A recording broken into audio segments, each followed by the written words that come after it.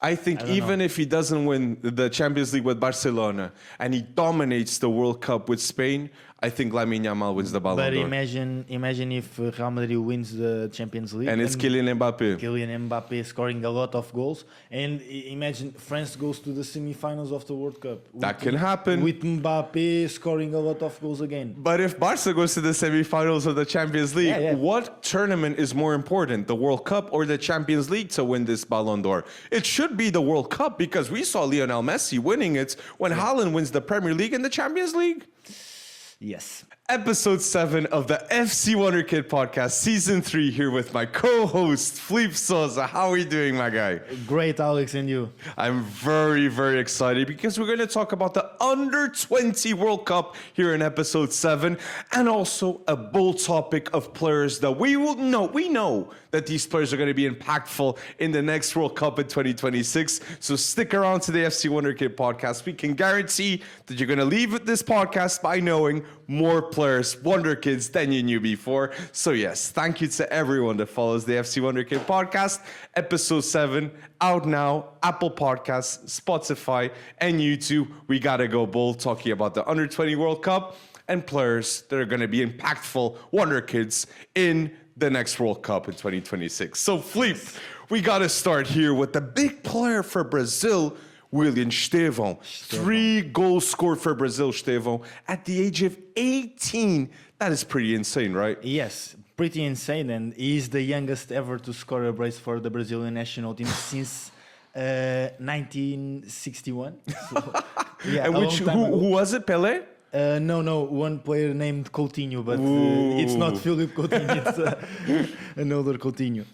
But yeah, insane. 3 goals in the last 2 games, and one of the goals was the winning goal against Liverpool, and an 18-year-old delivering insane performance like this in the Premier League.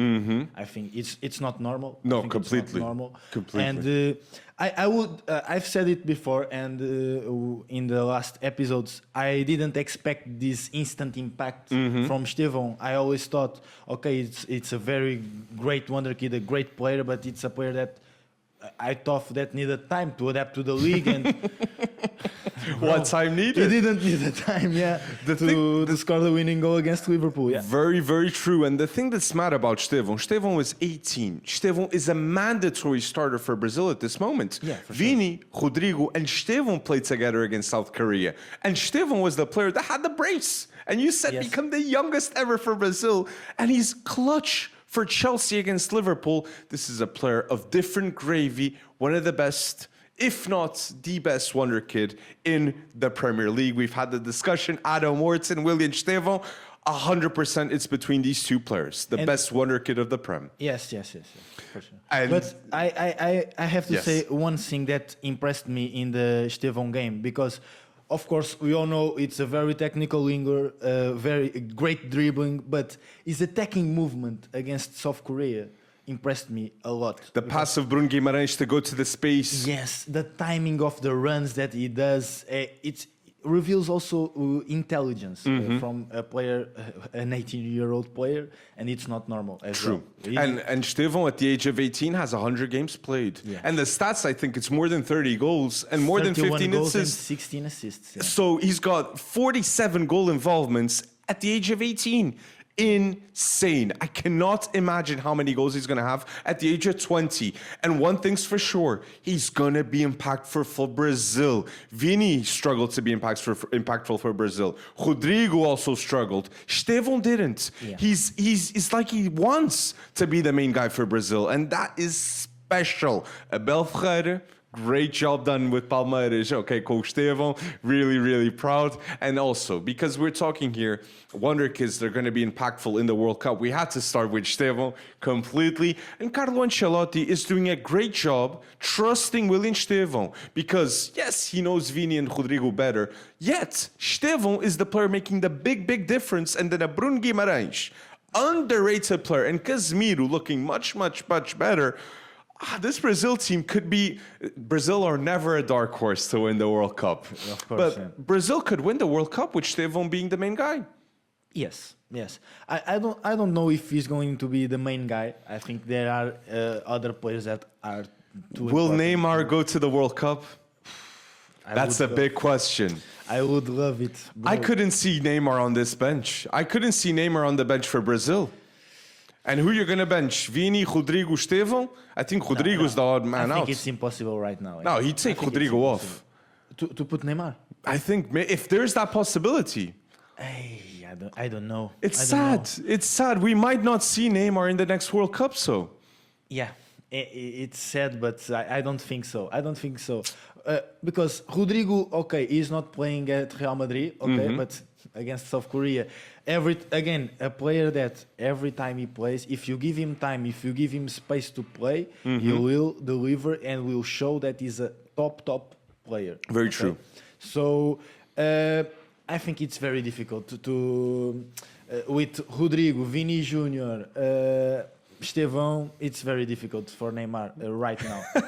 Yeah. Sad because I like Neymar. a lot. You said the bold statement of Neymar being better than Ronaldinho. Yeah, he was one of my favorite players, but I Same. think right now, and he's struggling a little bit at Santos. It's True. a difficult context, I have to say, but I think I don't see that happen. And we're FC Wonderkid. We got to talk about a Brazilian talent that you must know playing in Brasileirão. Vasta Gama, Ryan. Right winger, explosive, with a lot of finishing skills that I was really impressed. Good with both feet, and he reminds me a bit of Hulk, one of the favorite players I've ever seen in the Portuguese league. What a legend for Futebol Clube do Porto.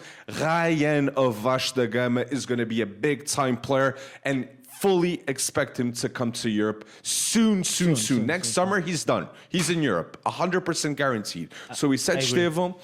We have to say André Santos too. I think André Santos is the first sub in for a midfield, Bruno Guimarães and also Casemiro. And João Pedro too. He didn't play this game, but I could see Brazil in the World Cup playing João Pedro, Vini, Rodrigo and William Estevão. Yeah. Instead of Mateus Cunha. Yeah, it can happen. Yeah, Brazil has a lot of options. So, yeah, I like João Pedro. I think he will be the starter, the number 9 that will start in this team. I think he's ahead of the other number 9s of Brazil. And I did say I was going to say bold statement, mate, with Estevão before we started to record. The bold statement now is, look, Chelsea have the chance to have one of the best young right sides ever in football, with having Geovany Quenda playing at right wing back and Estevão playing right winger next season. This can happen, Chelsea fans, and I can guarantee you, a Quenda with Estevão right side is going to cook so much that people are going to be surprised with how good these two are going to play at the age of 19 both. but I prefer Quenda as a winger, not a wing back. But he's not gonna take the spot from Estevão. Impossible to take the spot off Estevão. Or maybe Estevão going more centrally. You believe that can happen? Yeah, I think that can happen, but it's a little That's bit Cole difficult Palmer's because place. That's Cole Palmer. But as a right back, you have Reece James. I think he's going to play right center back eventually. Malo Gusto, I'm sorry, Malo Gusto, but Geovany Quenda, if he has to play, Geovany Quenda plays at the right wing back. But do you think that he's prepared to defend in the Premier League? I have the arrogance to say I do. At 18, look, I've seen Quenda in many situations defending in Champions League games against Dortmund. Yes, Sporting lost to Dortmund badly that game, but Quenda was one of the best players on the pitch. Yeah. I think Quenda will adapt fast to the Premier League if he's given that chance. But if he goes to Strasbourg, I don't think that's going to happen though, because he costs 50 mil. Imagine loaning out a player that costs 50 mil to a team. I just can't see that happen, mate. Yeah, maybe. I don't think he will be loaned. I think he'll get a proper chance at Chelsea. He'll give minutes, and they'll see if they can cook. But I can guarantee you, once again, listeners of FC Wonderkid, right wing back Geovany Quenda, right winger Estevão, insane duo levels. We can see a generational duo here, and I really believe they can be considered one day, if it works out well, that I think it will, the best young right side in football. Okay. I think after Lamine Yamal, they are the best. After young Lamine. wingers. Yeah, after Lamine. And because we posted about that, saying that Chelsea signed the two best wingers, a lot of comments were saying, but Felipe is a big fan of Franco Mastatuono. Is Franco Mastatuono... Because there was a player that's... there was a comment that said, I believe Franco Mastatuono has a higher chance to win a Ballon d'Or than Estevão. So we agree with that comment. Yeah, I agree. You don't agree. I'm starting to be like 50-50 on that. Because the big thing that doubts people is, can a Chelsea player win a Ballon d'Or? It will depend a lot of the season that Chelsea does. Because I think if they win a Premier League, if they win a Champions League... If they win both, no doubt. We both know that it's more likely for Real Madrid to win a Champions League than Chelsea. But Erling Haaland won both, the Champions League and the Premier League, and he didn't win the Ballon d'Or. Yeah. So Chelsea, imagine if it's a World Cup year also, and Chelsea win the Premier League and Champions League, but someone had an insane World Cup. That can be a big variable too. Yeah, it could be a big variable. That's said about Haaland because Norway doesn't have a lot of chances to win a World Cup. Fair enough. Or an Euro competition. He didn't participate in that World Cup, exactly. Yeah, this counts a little bit. But Estevão, for the national team, is okay. Brazil he can win Copa Americas, he can win World Cups. At least they are candidates to win it. I think Mastatuono... Both are going to be in the World Cup. Mastatuono for Argentina, Estevão for Brazil. Who's going to be more impactful for their national team? I think Estevão. I think Estevão for Brazil is going to be more impactful because in Argentina you have Julian Alvarez in excellent form. And Messi will play. And Messi's going to be there. Yeah, Messi will play. So Estevão, I think he will play a more crucial role in the national team than Mastatuono. And that can be defining in the development of the player. And he can get this confidence of, I'm going to be the best player in the world and compete with Lamine Yamal, William Estevão. But let's wait and see. This is a question we can propose to the people. So starting with Brazil, it makes complete sense. And we mentioned Quenda a bit. Do we believe Geovany Quenda is going to be in the World Cup representing Portugal? I believe. But I think it's difficult because I find that the national team, the Portuguese national team, has a closed group and it's very difficult to get in. Meritocracy. Yeah, I think Geovany Quenda has chances to go. 100% has the ability. To play for Portugal at this level. But Rodrigo Mora, I think it's difficult for him to be in the World Cup. I think with Rodrigo, I'd love to see both Rodrigo Mora and Geovany Quenda going to the World Cup because I'm thinking 2030, both 100% they're there. Geovany Quenda and Rodrigo Mora. Yes. Both will be 22-year-olds by then, and both 100% will be two of the best players in football. That's the confidence I have with Quenda and with Rodrigo Mora. I agree. Same a bit with Nuno Mendes, with the same age, with 18. Insane. But this to say, I think Rodrigo Mora has more competition for his placement. Bruno Fernandes is always going to be the cam. He's always going to be the cam. And I think Bernardo Silva fits more for the cam than the right winger.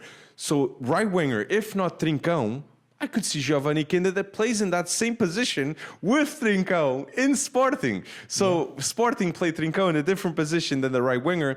However, we do think, and I don't know your opinion actually, I think Francisco Trincão should be the starter for Portugal in the right winger position. I agree. The second, for me, should be Geovany Quenda for how impactful he can be off the bench. And defensively, let's be honest, he's one of the best young right wingers defensively. For me, he defends better than Estevão. Yeah. But offensively, Estevão adds so much. Than Estevão. Exactly. In duels, he's played a year or at least 6 months at the right wing-back position with Rúben Amorim. Yeah. And let's not forget that assist to Gyökeres to be crucial in that comeback against Man City. Yeah. That was an historical result for Sporting. For sure. And Quenda take a big role in this result. 100%. So this is, yes, I really wanted to mention with Portugal, Geovany Quenda and Rodrigo Mora, because I think it's such a valuable experience for Rodrigo Mora and Geovany Quenda to go to the World Cup for Portugal, because it'll be the last World Cup of Cristiano Ronaldo. Who better to teach these kids in a World Cup context how to act? Rodrigo, Geovany, come on, this is what you got to do. Ba, ba, ba, ba, ba, ba, ba, ba. I'm sure Ronaldo has helped the development of a João Félix that we now see in Saudi, a Nuno Mendes, a Gonçalo Ramos, a João Neves, that is a there's a sponge in terms of knowledge. João Neves is just 21. Happy birthday, João Neves. He just became 21. But our young talents, you can see, they look at Cristiano Ronaldo, deservingly so, and say, tell me what to do, my guy. Yeah. Tell me, do this, do that. They listen. So Quenda and Rodrigo Mora would highly listen to Cristiano Ronaldo in a World Cup context. So that's why I really wanted to happen. I agree. And talking about Ronaldo, I think it will be crucial for the João Felix career because a lot of people criticize his move to Saudi. Remember me. I criticized. But remember what I said. Yes, and you were right. Yeah, you were right because maybe some habits of João Felix needed to change, and no one is better to learn than Cristiano Ronaldo. Oh, Cristiano Ronaldo fix habits. That's what he does, 100%. And maybe I think João Felix can have these habits for the rest of his career, and maybe he can come back to Europe. Oh, maybe. He's 100% coming back to Europe. Do you think it's 1 2 year years. in Saudi? 2 years in Saudi, and then he comes back? I think João Felix is 25 right now. João Felix will become a multi-millionaire, and he's going to show to the world, Europe especially, because a lot of European people are judging, you're going to Saudi, you're becoming a bad player now. He's going to show that he's one of the best players in football between the lines. Offensively, the lines between midfield and attack, João Felix is an absolute specialist. Between the lines, João Felix is as good as a Florian Wirtz, as a Bruno Fernandes. I think he's better than a Martin Odegaard between the lines in terms of timings, when to pass, when to just go bold and shoot that ball. I think that's something that in Saudi Arabia, João Felix is going to return with the confidence in finishing. That's the thing that I really got sad, and I felt at Barca, at Atleti, he wasn't as confident as he first was at Benfica to take that shot, to get that goal, to be that hero. João Felix was the hero at Benfica, and ever since he left, you felt that was draining. No, you didn't see that anymore. Yeah. And now in Saudi Arabia, he's the best player in the league. At least when I see Al Ittihad against Al Nassr, he's the best player on the pitch next to Ronaldo, Benzema, Kanté, Moussa Diaby. Look, he was a Premier League baller for Aston Villa. Not even close of the level of João Felix. More impactful than Sadio Mane and Ronaldo so far in the Al Nassr Brozovic, there's so many quality players. So people, stop disrespecting João Felix to the extent that you are. He's 25 years old. He's going to become a multi-millionaire. 27, he returns to Europe and he goes bold with a team and maybe buys the team while he's going bold with it, with that Saudi money. Oh my days. Yeah. But yes, I just want to have this talk. And also, he's not a wonder kid too, but I think he deserves this mention, Pedro Neto. Pedro Neto, I see this Portuguese national team, and I think Pedro Neto has established himself as a must starter in the national team if we're going to win this World Cup. Especially if we're playing Ronaldo up top, the pressure that Pedro Neto does on center backs and wingers and fullbacks is absolutely crucial for Ronaldo to have more energy, to be better in a lot of moments. Pedro Neto is a team player, and he's a mega underrated winger, in my opinion. And if you want to start with Trincão and Pedro Neto, I think they are both players that press a lot and very well, very good at pressing, and maybe this can be crucial because Ronaldo is 40, maybe he cannot have this role in the pressing anymore, and maybe these two players can be crucial. Pedro Neto, Gonçalo Ramos, Trincão, that's a high pressure forward line. These guys, the ball leaves the goalkeeper, whoop, they're going to be like dogs, like greyhounds, especially. Yeah. Oh my days. But yes, a bit of a Portugal talk here. We might go back to Portugal talking about other things, but now it makes sense to also mention England, because England had a very good friendly in which they won 3-0. A lot of people were happy. This, that, and the other thing. But I wanted to talk about this because we have very strong views in the England midfield. The midfield that played the last match for England was Elliot Anderson, Declan Rice captain, and they had Morgan Rogers at the cam. Who's going to be the player that's going to lead this England midfield? Is Elliot Anderson going to be a substitute in the World Cup, or will he start for England in the World Cup? I think he will start for England in the World Cup. So who's the player that's going to be benched? Jude Bellingham? Or will Jude Bellingham play at the 10 in front of Elliot Anderson and Declan Rice? I think this could happen, yeah. This could happen. I don't agree because I like Bellingham has a number 8. But what would be your midfield for England in the World Cup? In the World Cup? So, maybe... I have to say something before. Makes sense. I was upset when I saw Everyone was. Adam Wharton was not called up for the England national team. Disgrace decision. Bro, I didn't understand that because Gibbs White was called up. I think both Bellingham and both Adam Wharton, they're coming back from injury. I think that was the logic for Thomas Tuchel. But the fact is, Thomas Tuchel mandatory has to do hard decisions for the World Cup. He can't bring everyone. Yes, but Adam Wharton is one of the best players in the Premier League so far in this season. He's 21 years old. How he is not called up to these national team games? I don't understand. I agree. I like Elliot Anderson, and I think he's a brilliant player and a different player of Adam Wharton, of course. But I think Adam Wharton deserved more to be called up than Elliot Anderson. I think Elliot Anderson defensively does a lot more. But in terms of dictating the tempo and winning a lot of key duels, Adam Wharton has that reading of the game. I think Elliot Anderson is more a box-to-box midfielder. Okay. And Adam Wharton... a deep-lying playmaker. Deep-lying playmaker, but...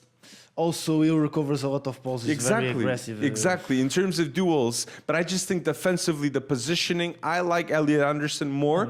But in terms of duels, dictating the tempo, doing the right pass, we're both on the same side. Adam Wharton, mandatory, has to be called up for the World Cup. And I think Tuchel also knows that. But he's just come back from injury, so I think if Tuchel's decision was like, I'm not going to call him up now, I'm going to give an opportunity to other players to show more, this, that, and the other thing.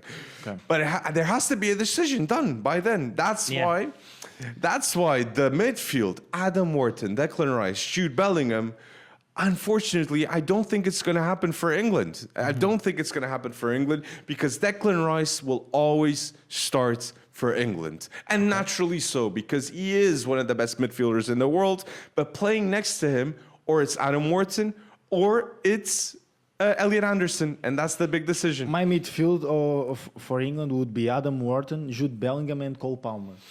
I would bench Declan Rice. Don't you think Cole Palmer is going to maybe play on the wing? Yeah, but he's not so good as playing as a number 10. And if he'd have a Saka on the right and maybe a Phil Foden on the left, he would be a much, much better player. And let me say this, maybe not Phil Foden at the left, but Anthony Gordon. Anthony Gordon is slept. This Newcastle had Elliot Anderson and Anthony Gordon, two Wonderkids young players that are now key for England. Yeah. The rise of Newcastle has to be shown more. Bruno Guimarães is now a starter for Brazil, mandatory. You have now a Livramento that for me should be the right back for England in the World Cup. Consa played well, but Livramento is that guy. Elliot Anderson was at Newcastle a season ago. Anthony Gordon, key player for Newcastle, and I think he's a great left winger to start for England. Thank you, Newcastle, because the development and the rise of these players goes hand in hand with the success of the club. Even a Dan Burn. Dan Burn that gets called up, and Nick Pope also. And Elanga as well on the rise in the Sweden national team. Tonali, Italy. Tonali. But Bruno Guimarães, I think it was the player that improved the most in Newcastle. Is one of the best midfielders in the Premier League. 100%. 40 million to buy Bruno Guimarães will forever be seen as a bargain for Geordie fans. I didn't expect to be as good as he is. Yes, I know before he joined Newcastle that he was very good. True. But this good. And even there were talks for him to maybe go to Benfica, from Lyon to Benfica, 25 mil, 30. And Newcastle said, no, this guy's way too good. Let's spend the 40. Yeah. I did a clip in 2021 on FC Wonderkid that was like, how is Newcastle signing Bruno Guimarães when Arsenal need a midfielder like this? This is before Merino, before Zubimendi now. Imagine if Bruno Guimarães had been at Arsenal all those seasons. Maybe they could have won the league. He's that differential, and he's so good. And as you said, one of the best in the league. But going back to the England talk, so any wonder kid that you think could be mega difference that we don't see for the England national team still and can get a shot? Livramento is injured now. Yeah. That's why he didn't play. Do you think there's someone? Again, Adam Morton must be called up. I think Wonderkids, it's going to be difficult. The ones that comes to my mind, it's Rúben Amorim, but I think it will be difficult for him to be called up in the next World Cup because he's not a starter yet for Liverpool. But I think it's very difficult to get in this England national team right and now. It's inevitable for us to talk about another nation. And if you're listening until now, like on YouTube, it's a big help. Five stars on Spotify also. We got to talk about Spain that have the best wonder kid of all time, Lamine Yamal. And look, I don't like to say this because I'm Portuguese and I want Portugal to win the World Cup, but obviously Spain are the main contenders to win the World Cup. Lamine Yamal, Pedri, the best midfielder in the world. But if it's not Pedri, they got Rodri, that won a Ballon d'Or and is also a midfielder. Spain is absolutely stacked. So how are we feeling for Spain going to this World Cup, Philippe? I think they are the main contenders to win it. Yeah.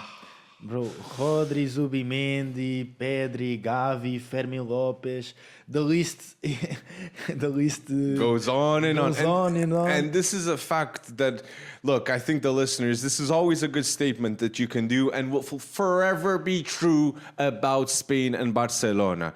A strong Barcelona team means a strong Spanish national team. This always goes hand in hand. The best midfield I've seen in my life, Busquets, Xavi, Iniesta, they played for Spain. Iniesta even adapted, and Xabi Alonso went to that midfield, and he played on the wing.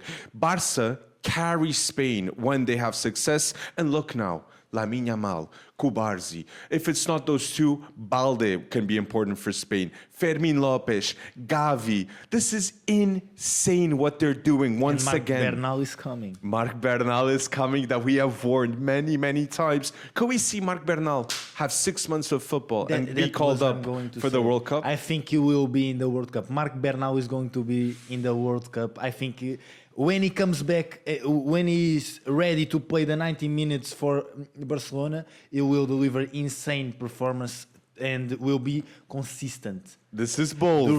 During the whole season. This and I think he will deserve a place in the World Cup. He will deserve, but will he get it? Because you got Zubimendi and Rodri playing the same position as Marc Bernal. I don't care. He must have to. He have to go to the World Cup. And Merino, I think obviously Luis de la Fuente is going to call up Merino because Merino and Zubimendi know how to play extremely well, and we've seen in many moments with Arteta, with Sociedad in the past. They're just meant to play with each other, those two. So for Spain, we might also see Merino having an important role in terms of being that first sub in midfield. Yes. In midfield, in which position do you think Merino will play? Box to box. Box to box. He's not a 6. I don't know. Because the best midfielder is Pedri, we agree. So it's Pedri, Rodri, and who else? Yeah, but Pedri, Rodri... Dani Olmo, Fermin, I don't know, Pedri, Merino, Rodri, and I think you have Oyarzabal as well as a number 10. Oyarzabal, 100%. Spain plays with a fake number 9. Yes. Olmo can play in that spot. But Merino can play in that spot also too. Can play in that spot, and yes. he played in that spot in Arsenal as well sometimes. He did. And I think... he can be a key role in that place. Samu is coming, but until Samu comes, Merino's there. Merino and Oyarzabal already played in that position. I like Oyarzabal a lot. He plays for Sociedad also with the false number 9, yes. In terms of pressure, like we said with Gonçalo Ramos, Oyarzabal has that. Yeah. I agree. But I think the midfield of Spain will be Pedri, Rodri if he's having a tough time because of the injuries, but maybe Rodri, Pedri, and Gavi, maybe. If he returns from injury until then. Fermin is the one I really want him to take over. It's coming, and we have said to the listeners, Fermin Lopez would start for 99% of the teams. And if Fermin Lopez is important for Spain in the World Cup, also don't be surprised that could happen. And a lot of people, we talk about Pau Cubarsí and Dean Huijsen on a weekly basis on the FC Wonderkid podcast. But the two Valencia center backs, former Valencia center backs, Mosquera and Gaziarovski. are playing great football for their teams. Mosquera when he plays for Arsenal and Gaziarovski for PSV next to Flamengo. Yes. The amount of options that Spain has in that position, it's crazy. And then you have Inigo Martinez, you have Robin Lenormand. Laporte. There's a lot of quality players that can play the center back, but they gotta trust the youth. That's why you're listening to us, because you also believe that Dean Huijsen and Cubarsí should 100% start in the World Cup for Spain. In Mosquera, maybe it's the third option. But they 100%. But inevitably, I gotta ask you this question: Spain wins the World Cup, Lamine Yamal wins the Ballon d'Or. It will depend if he wins the Champions League. I think if he wins the Champions League and the World Cup, That's 100%. But if they don't win the Champions League and he has a key World Cup for Spain, I think he wins it. I think even if he doesn't win the Champions League with Barcelona and he dominates the World Cup with Spain, I think Lamine Yamal wins the Ballon d'Or. But imagine if Real Madrid wins the Champions League And it's Kylian Mbappé. Kylian Mbappé scoring a lot of goals, and imagine France goes to the semifinals of the World Cup. That can happen. With Mbappé scoring a lot of goals again. But if Barca goes to the semifinals of the Champions League, what tournament is more important, the World Cup or the Champions League to win this Ballon d'Or? It should be the World Cup because we saw Lionel Messi winning it when Haaland wins the Premier League and the Champions League. Yes. I think it's the World Cup. I also think it should be because it happens every 4 years and we see a Champions League every year. But this is a question that we can propose to the people at home. And if you're listening until now, we know if you're answering this question, you're listening until now on YouTube. So any other national teams that we got to touch base? I think Ecuador deserves a praise here too, because Ecuador has a golden generation now of Independiente del Valle also, right, Felipe? Yes. The best generation of all time of Ecuador. It's coming. Piero Hincapié, Moises Caicedo, Kendry Paes, Pacho, yeah. such a good center back. Pacho, for me, is in the top 10 center backs in the world of football. That's bold. It's bold, but he's going to become a very stable and a great player for PSG throughout the years. I think Pacho and Zabarni is such an underrated center back recruitment signings of PSG that people don't stress enough about them. Yeah. They don't talk about them. That. They say, Marquinhos, center back at PSG. Some people even think Kimpembe is still there. And we have to say, watch out for Pacho and Zabarni, two unbelievable center backs that I think they're underrated because they always played next to players that took the shine off them, right? Yeah. Zabarni with Dean Huijsen at Bournemouth. And Kendry Paes, we can talk about Kendry Paes. Do we think Kendry Paes will be impactful for Ecuador in this next World Cup? I don't think so. I don't think so. Right now, because right now I think he's not ready to have a key impact in the national team. He's not starting right now for the Ecuador national team. Even at Strasbourg, he's playing well, great football, but Enciso is now in that spot too, right? Yeah, and other players, they have like Felix Lamerachal. He's playing very well, Felix Lamerachal. He's playing very well. And I think if he is improving, and I think he is improving a lot. And this context at Strasbourg is a great context for him to develop. But I think in the next year, in the World Cup, you will not see a top impact from Kendry Paes in the national team. But in 2, 3, 4 years, you can see that for sure. Could Kendry Paes, with the right development, become the most impactful ever Ecuadorian player? Yes. You heard it here first. And then you have Hincapié, Pacho, Caicedo. This is a great national team. He's 18 years old. Exactly. He's 18 years old. And Chelsea have... People sometimes forget that. But. Chelsea have Kendry Paes, Estevão, and Geovany Quenda. All can be impactful for their national teams at the age of 18 in the World Cup. Wow. And when did Chelsea sign Kendry Paez? In the summer of 2023. This is elite recruitment. When did they sign Estevão? The same summer, maybe, a long time ago. Yes. So this shows time, preparation, and the success of Chelsea is going to go hand in hand with just that. So, wanted to mention at the end a national team that has a player that's playing extremely well in the Portuguese league. We'll talk about Mexico. We'll talk about Mexico right after because under 20 World Cup.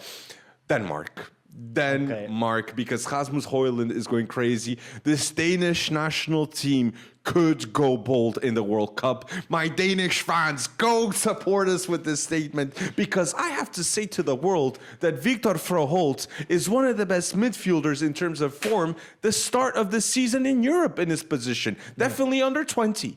Definitely under 20. And we even had a talk before. We both believe Victor Froholt is the most impactful under 20 signing in the world. He's made a mega difference for Porto. Porto have not lost any game this season. Only one goal suffered, insane levels from Porto this season. And the irreplaceable player in this team is Victor Froholt. Yes. And he goes to this Danish national team now, 45 minutes, 1 goal, 1 assist. He brings that aura of confidence of, I am going to conquer the world and become one of the best midfielders in the world. You watch out. And we, FC Wonderkid, we're watching Victor Froholt. Yeah, and I think Victor Froholt is the most important player in this Porto team, because I think if you take Victor Froholt, it's a complete different. Who replaces him? Who can replace Victor Froholt? That's the question we're doing here in Portugal right now. Copenhagen, like 20 mil for Victor Froholt. That's a bargain right now. Yeah. That's a bargain. And it's very well said by you. If Froholt doesn't play for Porto, Porto doesn't win the league. And Porto 100% doesn't go 9 games without losses. Yeah, it would be a very different Porto, yeah. In the game against Aroca, Porto had one player, they had a red card on that team, and Porto was playing with 10 man, but it seemed like they were playing 11 against 11 because Victor Froholt, 90th minute, this man is making such elite runs. Yeah. I can't stress enough how good Victor Froholt is. You're going to see like 3 clips on TikTok of Victor Froholt because this guy is such a legendary midfielder I've seen now in the Portuguese league, and he just arrived. We're in October. We're in the beginning of October. This man arrived in the Portuguese league just now, and we can say confidently he's one of the best Wonderkid midfield signings we've ever seen in the Portuguese league. Yeah. Insane. So people, believe in us when we say Froholt can be impactful in the World Cup. And I'm going to go bold and say Froholt can be top 3 Wonderkids in the World Cup. Because Lamine is always going to be one of the Wonderkids. Always going to be. Yes. Top 3 Wonderkids in the World Cup. Could he be Look, this is a feeling that I think Froholt. It's a Wonderkid as well. I think Froholt for Denmark can be impactful as Estevão is for Brazil. He can be as impactful as a Kenan Yıldız or Arda Güler for Turkey. He can be the differential for Denmark to go through in the group stages, to go to an entire different level. And we might see once again, we saw it with Enzo Fernandez arriving in the Portuguese league. World Cup happens 6 months after, he leaves for 120.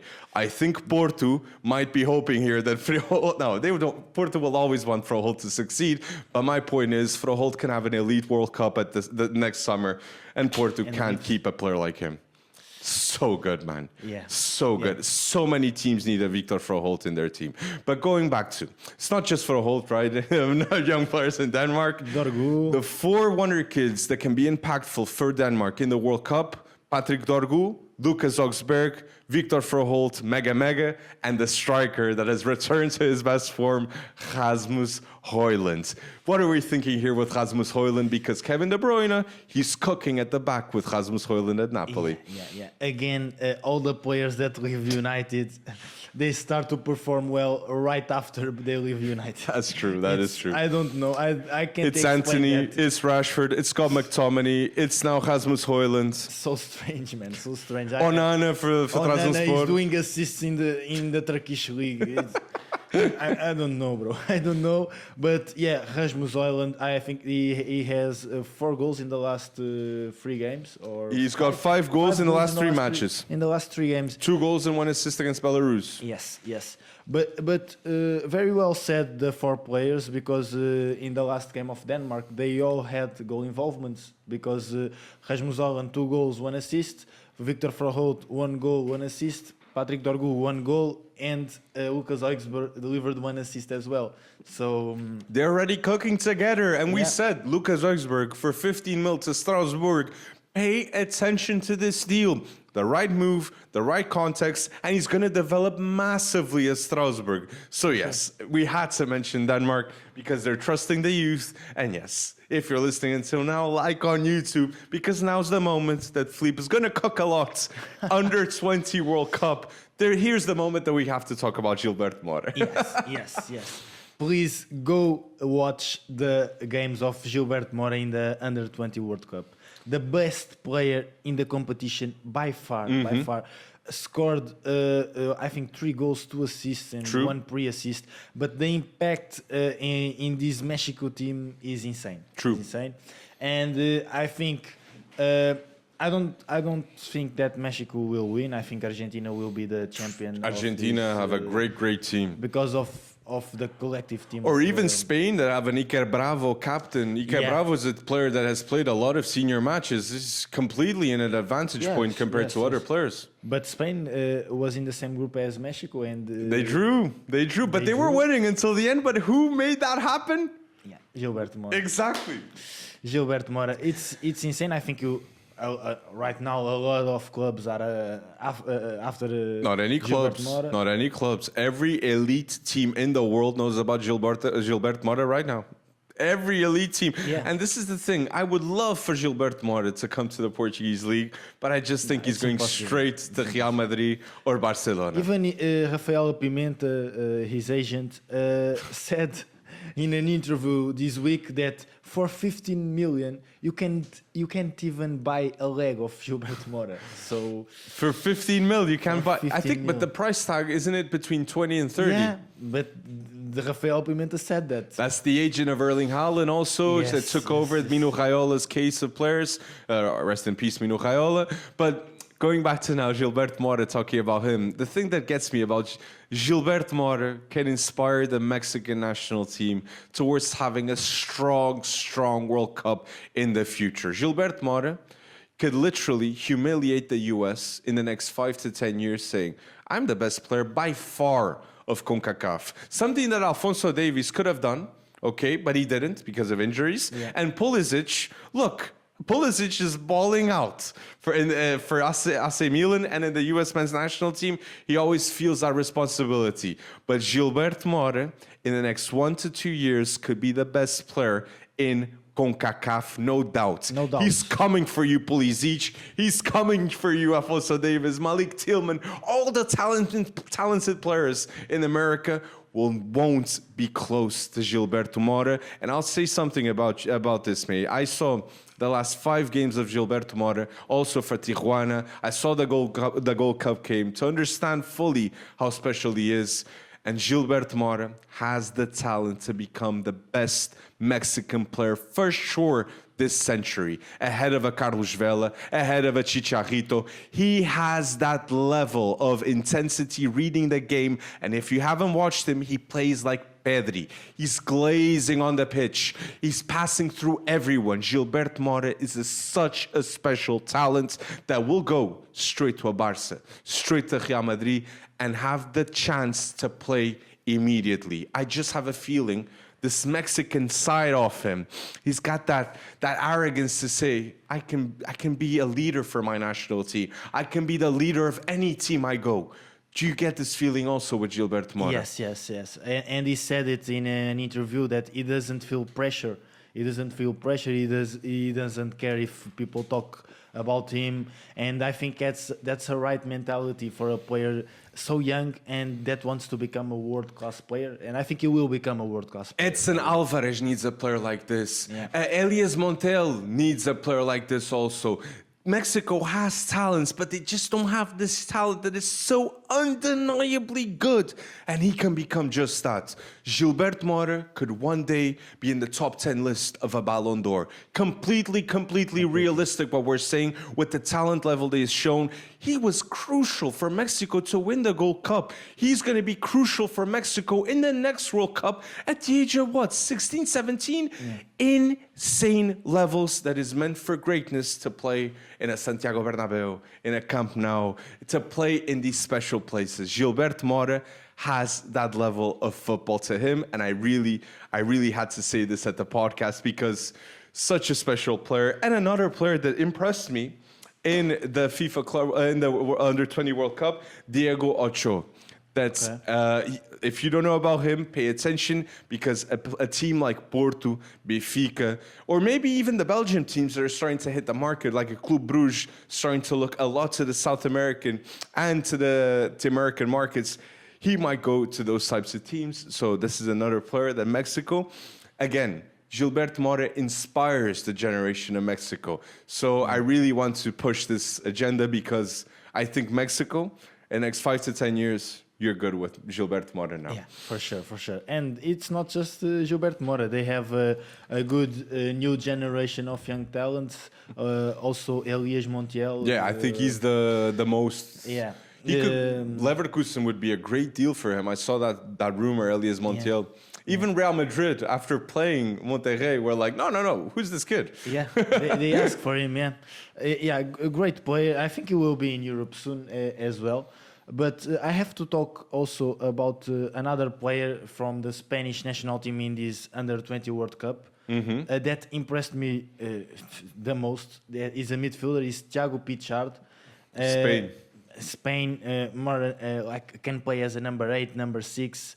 His passing ability is insane. He's a game intelligent. Of course, he knows where he should go. He knows how to dictate the tempo of the game.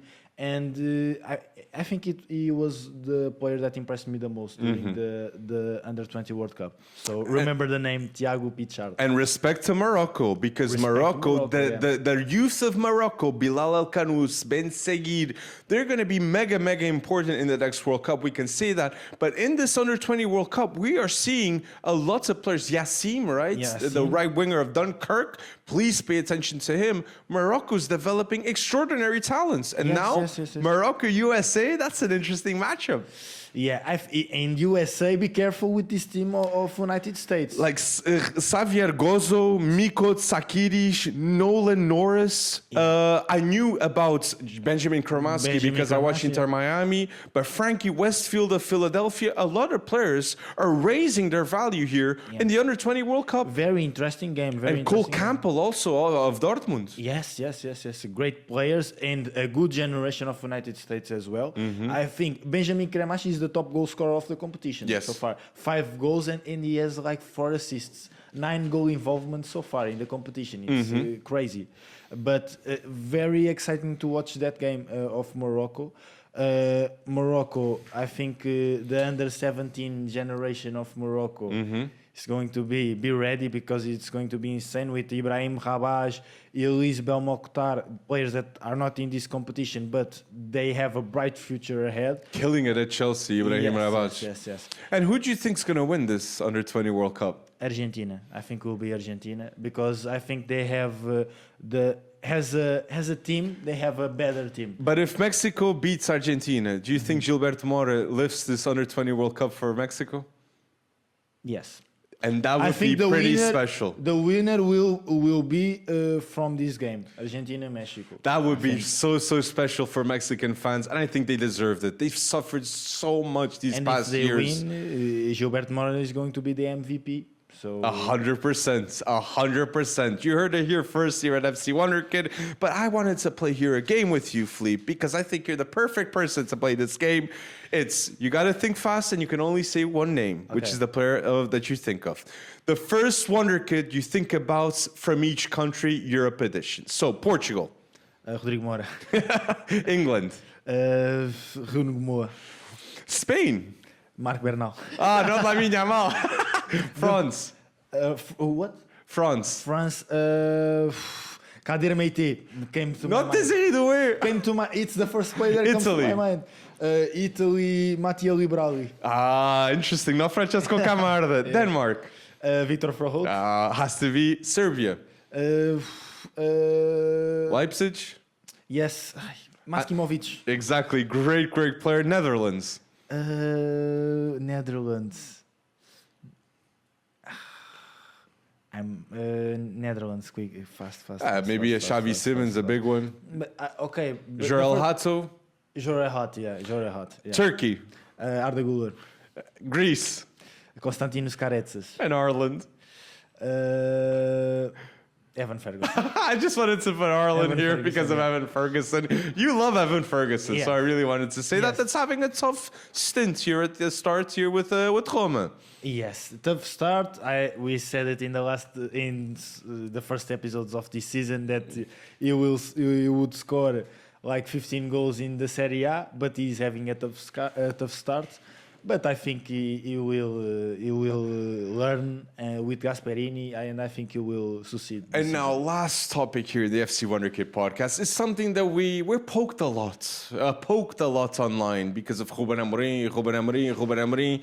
And this is the moment that we're going to talk about Rúben Amorim at FC Wonderkid. We're going to touch base upon a lot of things because he is a Wonderkid manager too, and he does play Wonderkids like Patrick Dorgu's improving a lot with Rúben. Amad Diallo was going to leave the club. Rúben Amorim trusted Amad Diallo. Look where he's now. He's at Man United, and he can add a lot. He hasn't added a lot this season, but we have that expectation of him. So Rúben Amorim, what's happening, and will he succeed at Manchester United, Fleet? I sustain my opinion. I think Rúben Amorim will succeed at Manchester United. With all the critics, I don't care. I think he is a brilliant manager, and I think if the club backs him, he will succeed at Man United. And I think this season is going to be a successful season for Man United. And you agree with Sir Jim Ratcliffe, so that it has to be minimal 3 years for Rúben Amorim? I agree. You have to. And why? And how do we have to say to people that it's logical to give 3 years to a top manager to have top results, right, Fleep? Right, and in the club has Manchester United. It was a mess. It was a mess. Even not- headquarters. The problems of Manchester United will not be solved in 1 year. Even construction they needed You in can the headquarters put there of Carrington. whoever you want, Pep Guardiola, whoever you want. The problems of Manchester United will not be solved in 1 year. So I saw that interview of Sir Jim Yes. Ratcliffe, and I was very happy with that interview because I feel now that they back him, and I think that's crucial for them to have results. And the thing we can guarantee to FC Wonderkid listeners, Rúben Amorim demands excellence of his player. And if Rashford is leaving, if Sancho's leaving, whoever is leaving is because they didn't accept the excellence and the tactics and the style of play that Rúben Amorim demands for his team. If Rúben is succeeding at Man United, all his players in the 11 starting, they know exactly what they have to do on the pitch in every single circumstance. What made Sporting special was that every Sporting player knew how to move, when to move, and what to do when certain moments happen. Rúben Amorim and Man United hasn't been able to implement this because some players lack the confidence in trusting Rúben Amorim, which happens in life. You go to a new work, you don't like your boss, go away, go to a different place. That's what I gotta say to these Man United players that want to play their way, this is the way I play, this is how you gotta play. No, Rúben Amorim says, this is the way I want to play, and if you don't want to play the same way as me, my friend, goodbye, my lover. No, I shouldn't start singing FC Wonderkid. But my point is, when I'm asked, do I still trust Rúben Amorim? Obviously, I trust Rúben Amorim because I do believe he's got the potential to become one of the best managers in football. He was the man that made a Sporting team dominate a City team. Yeah. Like, remember when we saw Sporting get dismantled by the City team of Pep Guardiola? Matheus Nunes was in that team of Sporting. They couldn't handle the City team. And we saw Sporting, okay, City was having a tough phase. Yes. But 4-1. 4-1. That will forever be seen as an historical result from Sporting. So yes, I really wanted to stress here in the podcast, and the double pivot too, man. We got to mention it again. Man United puts in the double pivot Elliot Anderson and Adam Wharton next season. They have success. Yeah, it's solved. It's solved. It's And solved. I would love to see Adam Wharton under the system and dynamics of Rúben Amorim. I would love it, and I think he fits in the system and dynamics. But other player that I want to talk about, do you think that Seško will succeed this season at Manchester United? I think Seško succeeding would be 10 to 15 Premier League goals. Completely doable, in my opinion. But I wanted to ask you this. If I rank the potential midfielders of Manchester United, rank the potential midfield signings of Manchester United between Wharton, Elliot Anderson, Carlos Baleba, and Martin Huylman, who are the two players you think they should sign off these four? Adam Wharton and Elliot Anderson. 100% we agree. Yeah. Two Premier League proven players. Adam Wharton would be such an historical signing for Man United. For me, he would be the type of player that could play the next 10 to 15 years in that club. And two players with a high work rate in the midfield. They run every single minute of the game. They are running. Exactly. They work a lot in the midfield, and I think that's what Manchester United needs. So I think Carlos Baleba, of course, he works a lot as well. He recovers a lot of balls, but I don't think that has the orchestrate abilities as so good as Adam Wharton, for example. I think Adam Wharton is very more complete than. But that's Carlos the Baleba. thing. Adam, if we compare Martin Huylman, Baleba, Elliot Anderson, Adam Wharton, 100% the best out of these four is Adam Wharton. Yes. So that's what Man United have to do. Sign the most guaranteed player. And if they get Elliot Anderson and Adam Wharton, these are two players that are going to be important for the English national team. Yeah. It reminds me of a Paul Scholes and Carrick. They wouldn't start every time because you had a Gerrard and a Lampard. But you'd have two players there that would 100% play for Man United together and for England if they needed to. Yes, for sure. And the Man United project too needs to have established English players. I look at this Man United team. There's no big English player. Maguire, come on. Get an Adam Wharton, get an Elliot Anderson. Maybe you gotta get a Mark Guehi if you can convince him, because Real, Bayern, Liverpool, everybody wants Mark Guehi. Yeah. And I think there are two players, even for the English national team, that they do all the work in the midfield, and they permit that other players shine in the final third. Exactly. They do all the rest of the work they do, and the others play in the final third and score goals. Exactly. So if you're listening until now to the FC Wonderkid podcast, smash that like button. Thank you so much for all the support here in episode 7. Episode 7, we talk about the Under-20 World Cup. We spoke about the most impactful Wonderkids for their national teams. And we did hear a bit of a Rúben Amorim talk that is mandatory because you guys are judging non-stop. And we got to stop that happening, okay? Because Rúben Amorim is one of the best managers in the world of football, and he's going to prove himself. I had to hesitate a bit because it's tough times right now. But again, thank you so much for listening until now. Thank you, Fleep, for going bold. Another episode next week. You know we go bold, and thank you once again.